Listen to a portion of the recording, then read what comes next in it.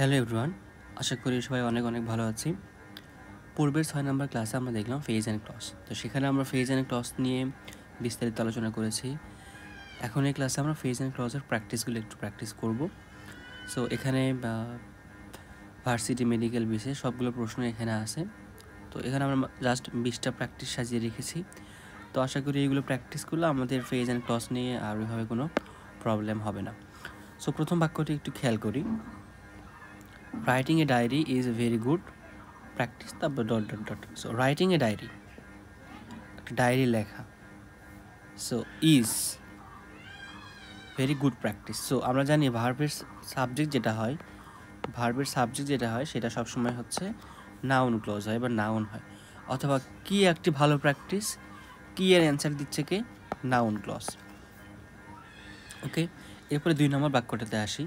He is a man to depend on. তাহলে he is a man to depend on, এখানে man সম্পর্কে extra তথ্য দিচ্ছে, যেটা হচ্ছে সম্পর্কযুক্ত। সো যদি এরকম, অথবা ম্যানকে হচ্ছে মডিফাই করতেছে, সেটা তাহলে কি হবে সেখানে ভাইয়া, অ্যাজেক্টিভ হবে। সো আগেরটা একটু খেয়াল করি, এখানে মেবি ক্লজ বলছি, এটা আসলে ক্লজ না, যেহেতু এখানে কোনো বাক্যাংশ হয়নি, এটা হচ্ছে ফেস। সো এটা হচ্ছে 1 নাম্বারটা হচ্ছে নাউন ফেস, 2 নাম্বারটা হচ্ছে অ্যাজেক্টিভ ফেস। 3 নাম্বারটাতে আসি। 3 নাম্বারটা হচ্ছে his dream that he will be a BCS cadre finally come true. So তার কোন ড্রিম, বা তার ড্রিমটা কী ছিল, হোয়াট ইজ হিজ ড্রিম, তাহলে dream that he will be a BCS cadre, তাহলে এখানে কি এর উত্তর দিচ্ছে। সো আমরা জানি কি এর উত্তর দিলে সেটা কি হয়, নাউন হয়। এখন যেহেতু এখানে ক্লজ মেকার আছে, দ্যাট আছে, সো তার মানে এটা হচ্ছে নাউন ক্লজ। 4 নাম্বারটা খেয়াল করি। By the end of the meal, একটা সময় বলছে, ভার্বের কাজ কখন, কোথায়, কিভাবে। সো তার মানে by the end of the meal, তার মানে যেহেতু সময় বলছে, সো অ্যাডভার্ব। আর যেহেতু ক্লজ না, তার মানে এটা হচ্ছে ফেস। 5 নাম্বারটা একটু খেয়াল করি। 5 নাম্বারে বলছে যে I know the place where he was born. So এখানে প্লেস সম্পর্ক কার সাথে সম্পর্ক, প্লেসের সাথে সম্পর্ক। সো বা প্লেসকে মডিফাই করতেছে, নাউনকে মডিফাই করতেছে। সো তার মানে এটা হবে হচ্ছে অ্যাজেক্টিভ। আর যেহেতু এটা হোয়ার হি ওয়াজ বর্ন, সো এটা তাহলে হবে ক্লজ। 6 নাম্বারটা একটু খেয়াল করি ভাইয়া। 6 নাম্বার হচ্ছে what he says is true. এখানে আগের মতোই যে ইজ ভার্বের সাবজেক্ট হচ্ছে হোয়াট হি সেইস, সো এটা হবে নাউন ক্লজ। 7 নাম্বারটা the train is moving, so moving fast enough. So এটা যেহেতু মুভিং অর্থাৎ ভার্বকে মডিফাই করতেছে, ভার্বকে মডিফাই করলে তাহলে সেটা কি হয় ভাইয়া, ভার্বকে মডিফাই করলে হয় অ্যাডভার্বিয়াল ফেজ। 8 নাম্বারতে nobody knows when he will come, কেউ জানে না। এখন কি জানে না, তুমি যদি ভার্বকে প্রশ্ন করো যে কি জানে না, তখন তুমি অ্যান্সারটা পাচ্ছ। সো কি জানে না দিয়ে প্রশ্ন করে যদি আমরা অ্যান্সারটা পাই, তাহলে সেটা অবশ্যই নাউন। আর যেহেতু এখানে হচ্ছে হোয়েন, এখানে ক্লজ মেকারটা আছে, সো এটা কি হবে, clause.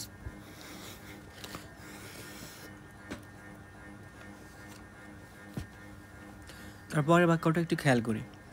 A woman with a evil over her body, so এখানে ওমেন সম্পর্কে এক্সট্রা তথ্য কে দিচ্ছে বা অ্যান্টিসিডেন্ট কে, এটা। এবং এটা হচ্ছে যে একই সাথে নাউনকে মডিফাই করতেছে বা ওমেনকে মডিফাই করতেছে, সো এটা কি হবে, অ্যাডজেক্টিভ ক্লজ। না সরি, এটা ফেস হবে, কারণ ক্লজ মেকার তো এখানে নাই। 10 নম্বরটা একটু আসি। The scientist doing the research, এটা হচ্ছে অ্যাডজেক্টিভ ফেস হবে,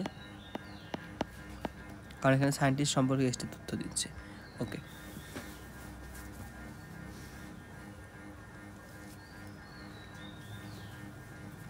এবার চলে আসি ভাইয়া 11 নম্বরটাতে। This is the pen that I lost yesterday.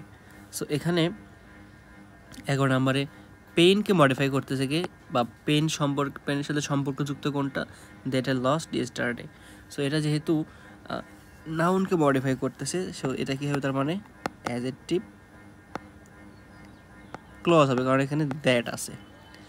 You had better to leave the job you are currently holding. So এখানে জবকে মডিফাই করতেছে, এটা হবে হচ্ছে অ্যাডজেক্টিভ, এটা হবে phase.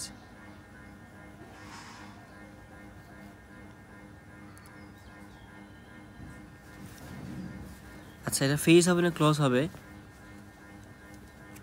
You are currently holding একটা সম্পূর্ণ একটা বাক্যাংশ, একক কোনো অর্থ দিচ্ছে না, একক কোনো অর্থ দিচ্ছে না, এটা সম্পূর্ণ একটা বাক্য। এখানে অ্যাকচুয়ালি হচ্ছে দ্যাটটা উজ্জ্ব আছে, সো এটা সেই হিসেবে হবে কি অ্যাডজেক্টিভ ক্লজ। 13 নম্বরটাতে আসি, behave, how a gentleman behaves. So how a gentleman behaves, so ব্যবহার করে, কীরকম করে, কীভাবে। সো কীভাবে অ্যান্সার পাচ্ছি আমরা, তার মানে এটা হবে অ্যাডভার্ব। এটা নিয়ে কোনো প্রবলেম আছে? আশা করি কোনো প্রবলেম নাই এটা নিয়ে। আর যেহেতু হাউ এ জেন্টলম্যান বিহেভস, এটা হচ্ছে একটা একক কোনো বাক্যাংশ না, একটা হচ্ছে মানে পুরোপুরি একটা বাক্য, যে how a gentleman behaves. So এটাকে আমরা তাহলে কি বলবো? Clause. He worked with sincerity, এটা তার মানে হচ্ছে অ্যাডভার্বিয়াল ফেস, যেহেতু এখানে কোনো ক্লজ মেকার নাই বা একটা অর্থ দিচ্ছে। I spoke him very often, মাঝে মাঝে কথা বলি, সো তার মানে এটা হবে অ্যাডভার্বিয়াল ফেস। 16 নম্বরটাতে আসি, you may go wherever you like, wherever you like, so তুমি যেখানে খুশি সেখানে যেতে পারো। 17 নম্বরটা। এখন না সরি 16 নম্বরটা, এটা যেহেতু কোথায়, কখন, কোথায়, ভার্বের কাজ কখন, কোথায়, কীভাবে সেটা বলে অ্যাডভার্ব হয়, সো এটা হচ্ছে অ্যাডভার্ব। এবং যেহেতু এটা হচ্ছে হোয়ার এভার দিয়ে শুরু হয়েছে, একটা ক্লজ মেকার আমরা এখানে পাচ্ছি, সো এটা কী হবে? ক্লজ হবে। 17 নম্বরটাতে আসি, I supported him for the sake of friendship, so এটা যদি প্রিপোজিশন এবং নাউনের আগে বসে, সো এটা হচ্ছে প্রিপোজিশনাল ফ্রেজ, প্রিফেজ। তারপরে she has been waiting for the pass, তো এটা যেহেতু ভার্ব নিয়ে, 18 নম্বরটা ভার্ব নিয়ে, সো এটা হচ্ছে ভার্বাল ফেজ। তারপর 19 নম্বরটা হচ্ছে অ্যাজ ওয়েল অ্যাজ হচ্ছে একটা কনজাংশন, দুইটার মধ্যে সম্পর্ক করছে, সো এটা হচ্ছে কি কনজাংশনাল ফেজ। আর তারপর একটা হোয়াট এ পিটি, এটা কাইন্ড অফ হচ্ছে একটা ইন্টারজেকশন, সো এটা হচ্ছে ইন্টারজেকশনাল ফেজ। আমরা এখানে ব্রিজটা প্র্যাকটিস করলাম, এই ব্রিজটা আসলে ইম্পর্টেন্ট। এখান থেকে তোমরা বাকি যেগুলো প্র্যাকটিস করবা সেটা হচ্ছে মাস্টার বই থেকে হোক বা কোচিংয়ের বই থেকে হোক, সেগুলো আশা করি পারবা। আমরা চলো বিগত বছরের প্রশ্নগুলো নিয়ে একটু দেখি।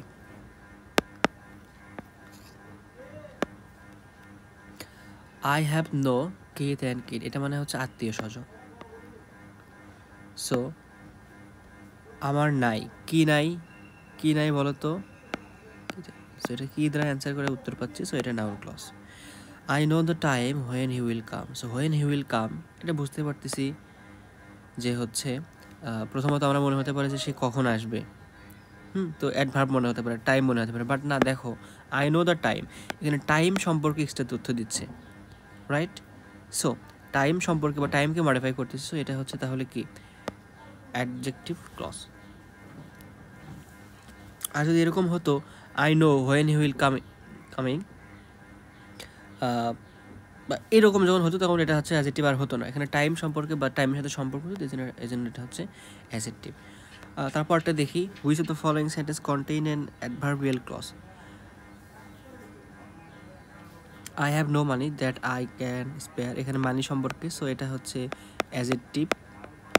তারপরে আসি, he is man who is rich, এখানে ম্যান সম্পর্কে দিচ্ছে, এটাও adjective. The house in which will live at present suits us, এখানে দ্য হাউস সম্পর্কে, এটাও adjective. You can be allowed here only if you are student, so এখানে শর্ত দিচ্ছে, আমরা পড়ছিলাম যে শর্ত থাকলে যে সেটা হয় অ্যাডভার্বিয়াল হয়। তারপরটাতে আসি,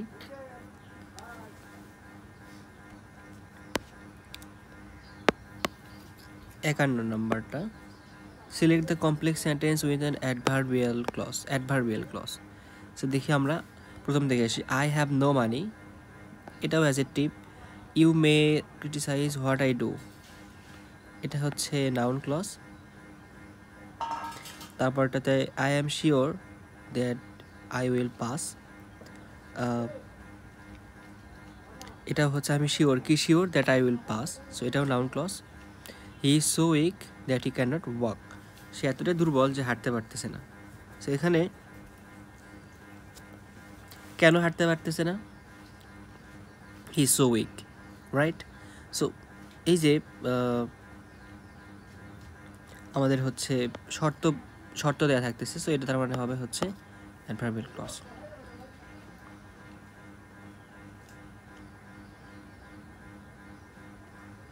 বা অথবা তুমি যদি ভাবো যে হচ্ছে সো উইককে মডিফাই করতেছে দুর্বল, দুর্বল হচ্ছে তার মানে একটা অবস্থান, অ্যাজেটিভকে মডিফাই করতেছে কি, that he can not work, so তার মানে এটা হবে কি, তার মানে অ্যাডভার্ব হবে। ওকে, এভাবে করা যায়। ইচ্ছা, which one of the following sentence contain an adjective clause, the amount I had in the bank was exactly is I had in the bank the amount, এটুকুই হবে হচ্ছে তার মানে অ্যাজেটিভ ক্লজ। অ্যামাউন্ট সম্পর্কে এখানে এটার হচ্ছে সম্পর্কযুক্ত বা অ্যান্টিসিডেন্ট বা অ্যামাউন্ট সম্পর্কে এক্সট্রা তথ্য দিচ্ছে।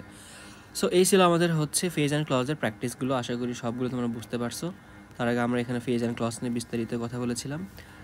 আশা করি কোনো প্রবলেম থাকার কথা না। তারপর যদি কোনো প্রবলেম থাকে অবশ্যই কমেন্টে জানাবা অথবা আমাদের ইনবক্সে মেসেজ দেবা।